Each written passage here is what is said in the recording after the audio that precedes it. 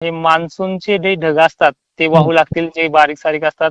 मोठ्या प्रमाणात काही ठिकाणी शिरवाळ वगैरे पद्धत आहे बरोबर. आणि याच्यामध्ये प्रगती होत जाईल आणि ऍक्च्युअल 20 तारखेच्या अगोदर काही ठिकाणी पाऊस पडणार आहे. 17-18ला काही ठिकाणी, 15-16ला काही ठिकाणी. हो. आज नागपूर, वर्धा, चंद्रपूर कालही झालाय, आजही चांगल्या प्रमाणात तिथे पाऊस आहे. हा हा पण या पावसावरती शेतकऱ्यांनी पेरण्या करणं टाळावं, कारण की हा 1-2 दिवस पडणार आहे आणि परत 4 दिवस शांत बसणार आहे. हा हा तर खरा ऍक्च्युअल पाऊस जो आहे तो मराठवाड्यात, विदर्भात 20 पासून सुरुवात करेल आणि 20 तारखेला जरी पाऊस चांगला पडायला सुरुवात झाली तर 1-2 दिवस पडू द्या, म्हणजे 21 पर्यंत पडू द्या हा किंवा हा 22 पर्यंत पडू द्या. चांगला पडल्याच्या नंतर पेरण्या करा, कारण की आधीच बातम्यामध्ये खूप भीती दाखवली हो आणि तुम्ही परत बातम्या पाहिल्या की परत तोच प्रश्न विचारता की सर दुष्काळ आहे का. हो तर बरोबर. माझं एक भूमिका आहे, मी ती बदलली नाहीये आणि बदलणारी नाही. ते हो. आश्वासन नाहीये, एक सायंटिफिकली कारण सुद्धा आहे. हम्म. कारण की महाराष्ट्राला अशा प्रकारचे अल निनो एक वर्ष नाहीये, प्रत्येक 3 वर्षाला येत असतो, 4 वर्षाला येत असतो. जसा हो 15ला आला होता, जसा 2002ला आला होता, हो 1ला पण आला होता. अशा प्रकारचा चालू असतो. 2023ला पण आला होता, पण हो पेरड्या हो सुखरूप पार पडाय. 1972 पासून भीषण दुष्काळ पुन्हा कधी पडलाच नाही. मात्र तसे मेसेज, बातम्या वर्षानुवर्षी येत असतात. हो हो. आता महत्वाचं म्हणजे आज पूर्व विदर्भातल्या 4-5 जिल्ह्यांना, जसं की भंडारा, गोंदिया या भागात आहे. हम्म. परत इकडे दक्षिण महाराष्ट्रातल्या सांगलीपासून वरच्या भागांना, रत्नागिरी वगैरे, अहिल्यानगरच्या पश्चिम साईडला, जी पश्चिम साईड म्हणतो ना आपण, पुणे साईड, त्या भागांना पाऊस आहे. बरोबर. पुण्यामध्ये आज पाऊस आहे, म्हणजे होणार आहे. आज विदर्भात तुरळक ठिकाणी पडेल, मराठवाड्यातही मोजक्या ठिकाणी स्थानिक वातावरणात पडेल.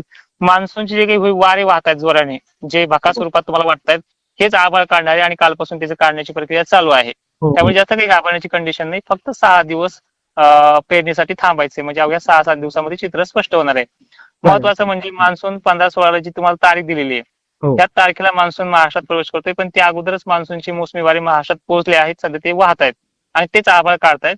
तर ही प्रक्रिया लवकरच स्टॉप होऊन जाईल, जी खराब वातावरणाची आहे, आणि चांगल्या वातावरणाला अवघ्या 6-7 दिवसात सुरुवात होऊन जाईल. हो.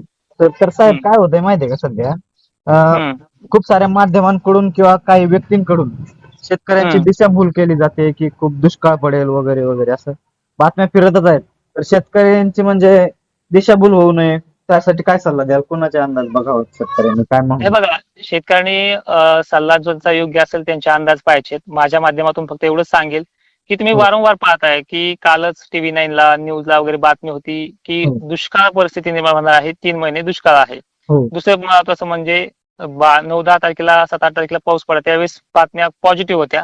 हो 2 दिवस बघायला आले की बातम्या निगेटिव्ह आल्या. परत आता आज आणि उद्या, आजच्या 12-13 तारखेला सुद्धा आभाळ आता निघायला लागले, हो लगेच बातम्या पॉझिटिव्ह येईल. म्हणजे एक म्हणायचंय काय की जर 2 दिवसाला जर अशा निगेटिव्ह पॉझिटिव्ह जर चालू असेल तर तुमचा विश्वास कुठे हो हो ठेवायचा हे तुमचं राहिलेलं आहे. आणि हा महत्वाचं म्हणजे की पुढे चालून सुद्धा पाऊस पडल्याच्या नंतर, पेरण्या झाल्याच्या नंतर पाऊस दरवर्षी थोडं बखार देत असतो. म्हणजे जुलै महिन्यामध्ये गेल्या वर्षी होती एवढा पाऊस असून सुद्धा या वर्षी सुद्धा आहे. परत तुम्ही हो त्या बाकडीमध्ये विचारता की मान्सूनला चांगला सांगितलं आणि दुष्काळासारखं वातावरण झालंय, हे होत राहणार आहे. त्यामुळे हो तुम्हाला सुद्धा 21-22ला जरी पाऊस चांगला झाला 20 पासून, तरी पाऊस पडल्यानंतर तुम्हाला पेरण्या करायच्यात का नाही करायच्यात हा निर्णय तुमचा असावा. कारण की वारंवार ती आपल्या विश्वासावरती जर गदा असेल ना, तर हा निर्णय सुद्धा तुमचाच ठेवलेला आहे मी यावर्षी. हो कारण की मान्सूनवरती पेरण्या होतील, पेरण्या उगवणमय वरती येतील, परत पाऊस 4-2 दिवस थांबेल, परत तो वाढेल आणि नंतर एक हो 8-10 दिवसाची बखाड पडेल. त्या बखाडीमध्ये ज्या होणाऱ्या कमेंट्स आहेत त्या कमेंट्सचा हो खूप त्रास होतोय. कारण की आपण आपल्या गोष्टीवरती ज्या दुष्काळाचं सध्या चालू आहे की भीषण दुष्काळ पडणार आहे, अशा बातम्यामुळे माझं सुद्धा मन खच्चीकरण होतंय, जे हो तुमचं झालेलं आहे. तुमची हो दिशाभूल होते आणि वारंवार सांगण्याचा प्रयत्न करेल की आज नाहीये तर 2 दिवसामध्ये आणखीन बदल होईल. परत 6-7 दिवसानंतर, म्हणजे अवघ्या 20 तारखेपासून जो काही पाऊस सुरू होणार आहे त्यामध्ये मोठा बदल होईल. आणि तो पाऊस राज्यव्यापी असतो, व्यापायला सुद्धा सुरुवात, समजा उदाहरणार्थ मराठवाड्यामध्ये एकंदरीत सर्व जिल्हे घेतले, हो हो विदर्भातही जवळपास 90% भाग घेतला किंवा खानदेशचा 25%, 40% भाग घेतलाय. खानदेशच्या आणि विदर्भाच्या, मराठवाड्याच्या तुलनेमध्ये खानदेशला वाऱ्यामुळे थोडा लेट पाऊस येत असतो, हे मान्य आहे खानदेशला सुद्धा. हो त्यामुळे त्यांनी सुद्धा 3-4 दिवस पाऊस चांगला पडून द्यायचा, जवळपास 23 पर्यंत पाऊस चांगला पडून द्यायचा आहे. आणि गेल्या वर्षी सुद्धा गजानन सर, हो हो पाऊस हा गेल्या वर्षी सुद्धा चांगला असून सुद्धा 15-16ला पेरण्या काही जणांच्या आटोपल्या होत्या, काही जणांच्या 20 पर्यंत खानदेशच्या भागाच्या गेल्या होत्या. हो काही मोठा फरक पडला नाहीये, जवळपास 5-6 दिवसाचा फरक पडतोय. ज्या 15ला पेरण्या झाल्या त्या गेल्या वर्षी, त्या यंदा 20-22ला पेरण्या होतील.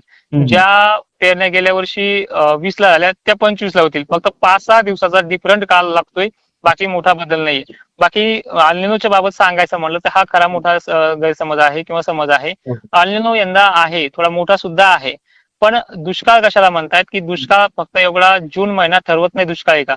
जून आणि जुलैमध्ये कधीच विहिरीला पाणी आलं नाहीये. जेव्हा हो, मे हो. महिन्यामध्ये मुसळधार पाऊस झाला त्यावेळेस जूनमध्ये पाणी येते. पण यंदा मे महिन्यात पाणी झाल्यामुळे जून आणि जुलै थोडा किचकट वाटेल. पण ऑगस्ट सप्टेंबर हा परतीचा पाऊस असतो आणि परतीच्या पावसामध्ये पश्चिम महाराष्ट्र, खानदेश, विदर्भ, मराठवाड्याला मोठा पाऊस मिळतो आणि त्याच्यामध्येच विहिरीच्या पाण्याचा प्रश्न सुटतो. हो. तर ही अशी वेगळी वेगळी कंडिशन आहे. जेवढं समजून सांगायचं तेवढं समजून सांगितलंय.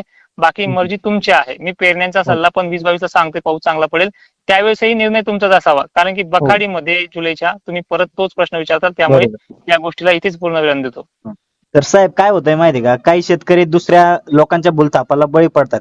त्याने तुम्ही आता बोललेत की तुमचंही खच्चीकरण होतंय. तर नाही, आम्ही बरोबर तुमच्या आहे ना. काय आहे, पाऊस एकसारखा कधीच पडत नाही. जेव्हा आपण शेतामध्ये पाणी द्यायला गेलो किंवा हो. स्प्रिंकलर जरी लावलं तर ते स्प्रिंकलर ज्या क्षेत्रामध्ये लावलं ते क्षेत्र 100% घेत नाहीये. ते आपल्या हो. हातात असून सुद्धा वाऱ्यामुळे ते काही कोपरे राहतात, कानेकोपरे राहतात. तसंच पावसात सुद्धा आहे. वाऱ्यामुळे काही कानेकोपरे राहतात आणि एक्झॅक्टली त्याच कानेकोपऱ्याच्या निगेटिव्ह कमेंट्स येतात. हम्म. अशी कंडिशन आहे. त्यामुळे महाराष्ट्रामध्ये ह्या 6-7 दिवसानंतर जो काही बदल होणार आहे. बाकी एक्झॅक्टली मागचं जर सांगायचं झालं की 7-8 ला जो पाऊस सांगितला तोच प्रश्न शेतकऱ्यांचा आहे. तुम्ही सांगितला पाऊस मोठा होता. त्यामध्ये सरळ सरळ सांगितलंय, दिशा सांगितली, तालुके सांगितले आणि मोजक्या ठिकाणी पडेल आणि वाहुणी पडेल. तो झाला सुद्धा. आणि काही ठिकाणी तो बारीक पडेल, मध्यम पडेल, तसा पण झाला. तो हो. पेरणीचा काळ नाही. पेरणीच्या एकाही व्हिडिओमध्ये माझ्या तारखा दाखवायच्या तुम्ही, पेरणीच्या ह्या तारखेला पेरणी करा. एकाही व्हिडिओमध्ये नाही. पेरणी बरोबर. स्वतःहून शेतकरी एकामेकाचं पाहून करतोय, हो, हो. घाई गडबड करतोय. 6-7 ला पेरणीचा कालावधी दरवर्षी नसतो, तर त्या टायमिंगला सुद्धा धुळट पेरण्या केल्या. हे हो, हो. स्पष्ट चुकीचं आहे आणि आपल्याला योग्य सल्ला ज्यांच्याकडून मिळतोय त्याच माध्यमातून आपण अंदाज घेण्याचं काम करायचंय. तोडकर हवामान अंदाज पाहायचे, पटत असेल तर पाहायचे, नाही तर सोडून द्यायचे. कारण की हो, हो. शासकीय हवामान खात्याकडनं जे काही अंदाज मिळतात ते पोषक आणि चांगले असतात. ते तुमच्या दृष्टिकोनातून पाहत जा. हो. नाही साहेब, मी वैयक्तिक तुमचे अंदाज स्वतः अनुभवलेत. जवळजवळ पूर्ण 100%च खरे ठरतात. पण काय नक्कीच. माहितीये का, काही दिवसापूर्वी तुमचे काही अपडेट बघितलेत की आता अंदाज बंद करणार, अंदाज देणं बंद करणार. हे म्हणजे तुम्ही का असं बोलत की शेतकरी प्रतिसाद देत नाही, की वातावरण चेंज होत आहे, दुष्काळात दुष्काळजन्य परिस्थिती वस्तुस्थिती, change होत आपण आहे. वस्तुस्थिती आणि अल्निनोची जी काही कंडिशन आहे याचा सगळा हा. अभ्यास करून हे शेड्यूल दिलेला आहे. हो. आता गॉडजिला नावाचा अल्निनो उद्भवणार आहे. तो हो. गॉडजिलाच्या अंदाजामध्ये एक असा सुद्धा उद्भव असतो की महापुराचे संकट सुद्धा त्यामध्ये येत आहेत. एक्झॅक्टली. तो हो. पाऊस असमान राहतो, पण त्यामध्ये तशी पण कंडिशन होते. गेल्या वर्षी अनेक ठिकाणी ओल्या दुष्काळ परिस्थिती सदृश्य झाली होती.